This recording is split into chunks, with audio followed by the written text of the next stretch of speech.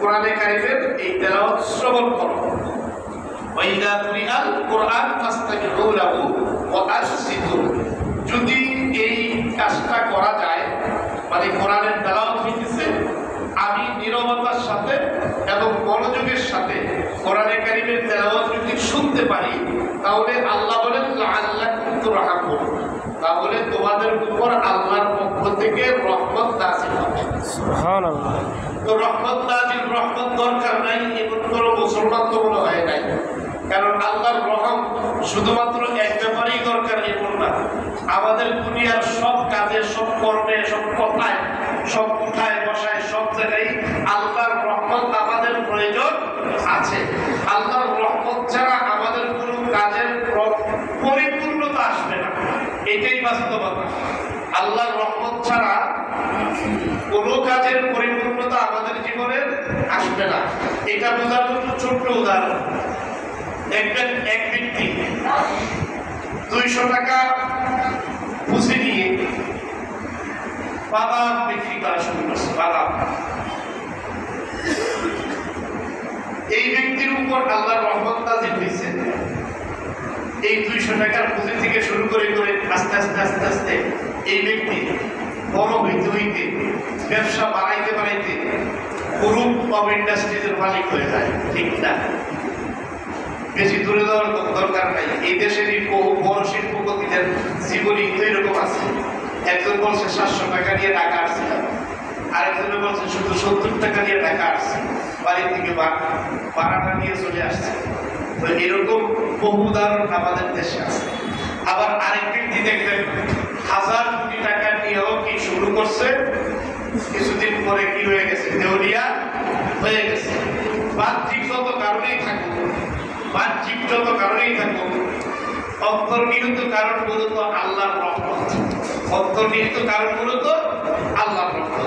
এই জন্য আল্লাহর রহমত আমাদের জীবনের প্রতিটি পরতে পরতে, প্রত্যেকটি পদক্ষেপে, প্রতিটি কর্মে কর্মে আমাদের আল্লাহর রহমত প্রয়োজন। সুতরাং আল্লাহর রহমত পেতে হলেও আমাকে আপনাকে কোরআনে কারিমের, অন্তত এই রমজান মাসের একমাত্র কোরআনে কারিম তেলাওয়াত শোনা, আমি যদি আমার উপরে বাধ্যতামূলক করে নেই, আর যদি ওই কোয়ালিটির হয়ে যায়, হ্যাঁ, এই দুই কোয়ালিটি সম্পূর্ণ যদি হয়ে যায়, নীরবতার সাথে এবং মনোযোগের সাথে, ইখলাসের সাথে, একসুইর সাথে, একাগ্রতার সাথে, আন্তরিকতার সাথে, মহাব্বতের সাথে আসবে না। আমরা ইনশাআল্লাহ শুরু করবো, শেষ না হওয়া পর্যন্ত কেউ এটাকে ছাড়তে পারে ইনশাআল্লাহ। আল্লাহ আমাদেরকে তৌফিক দান করেন, আমিন। এবার আসেন তারাবি সম্পর্কে কি কথা। তারাবি এটা কি? তাকবীর, এর বহু বছর এর শব্দটা হচ্ছে তারাবি। তারাবি শব্দের অর্থ হইল বিশ্রাম নেওয়া। তারাবি শব্দের শাব্দিক অর্থ কি ভাই? বলে তাইলে তো বুঝুন, ঠিক আছে, মাগরিবের নামাজ পড়ে একটা ঘুম দিব, কি বিশ্রামের কথা যেহেতু আসছে, মাঝখানে তারা এশার নামাজ যেহেতু পড়ো, এটা পড়বো, এরপরে আবার উঠাতে দেখাবো। কারণ তারাবি নামে কি বিশ্রাম। কেউ যদি শান্তি অর্থ দিয়ে যদি এটা প্রমাণ করতে চান যে হ্যাঁ তারাবির যেহেতু অর্থই বিশ্রাম, তাহলে তো এখানে আমার নামাজের দরকার নাই, বিশ্রামে থাকি, এটা উনি বলতে পারেন। কিন্তু এর পরের কথাটা আমরা জানতে হবে। এর পরের কথা হইল শরীয়তের পরিভাষায় মাহে রমজানে আপনার তারাবির নামাজ বা এশার নামাজের পরে, তারাবির এশার যে ওয়াক্ত, এর ভিতরে পরবর্তী সময়ে 20 রাকাত সুন্নতে মুআক্কাদা, এই 20 রাকাত নামাজ আদায় করা, এটার নাম হইল তারাবিহ। তাহলে শরীয়তের পরিভাষায় আমরা পাইলাম, শরীয়ত আমাদেরকে নির্ধারণ করে দিল যে রমজান মাসে এশার নামাজের পরে 2 রাকাত করে 20 রাকাত সুন্নতে মুআক্কাদা নামাজ আদায় করার নাম হলো তারাবিহ।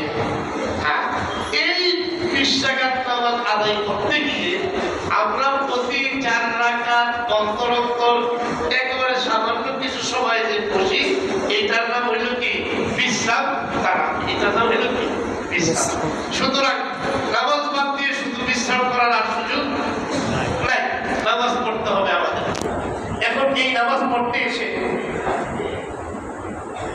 আমরা যে কাজটা করি নরমালি, বিশেষ করে এটা যুবক তরুণ ভাইরা করে, মানে অপেক্ষায় থাকে যে হুজুর শেষ টানটা কোন সময় দিবে, বুঝছেন তো?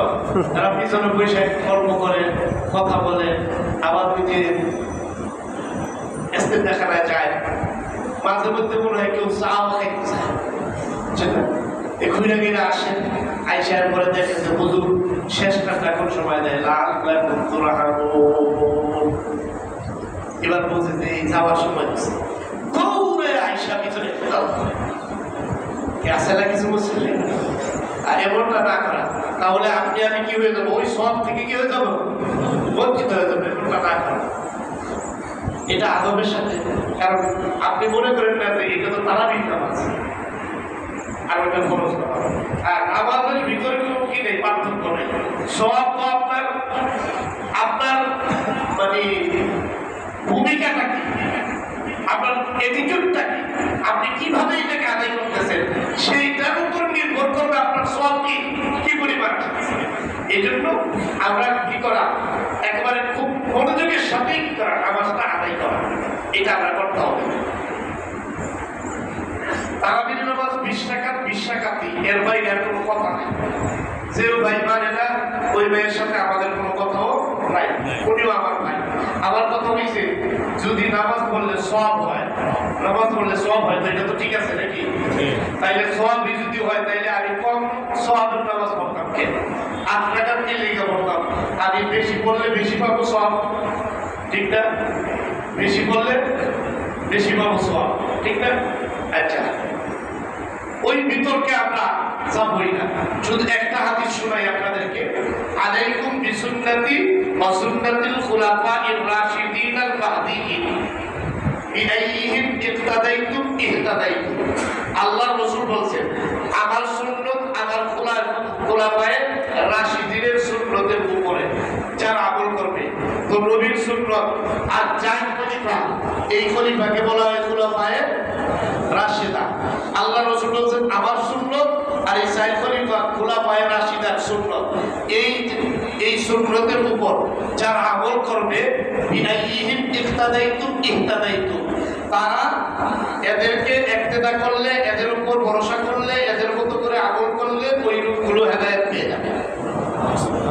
তো আল্লাহর এখানে যে তর্কটা আছে সেটা হইল যে 20 রাকাত নামাজ, 20 রাকাত নামাজ জামাতের সাথে হযরত ওমর রাদিয়াল্লাহু তাআলা আনহুর জমানায় কি হয়েছে, প্রবর্তিত হয়েছে। সেই জমানায় বহু জলিলুল কদর বড় বড় সাহাবায়ে কেরাম উপস্থিত। সাহাবায়ে কেরামের ইজমার ভিত্তিতে, ঐকমত্যের ভিত্তিতে খুলাফায়ে রাশিদিনের মাধ্যমে কি হয়েছে, এই সুন্নাত জিন্দা হয়েছে। সুতরাং আল্লাহ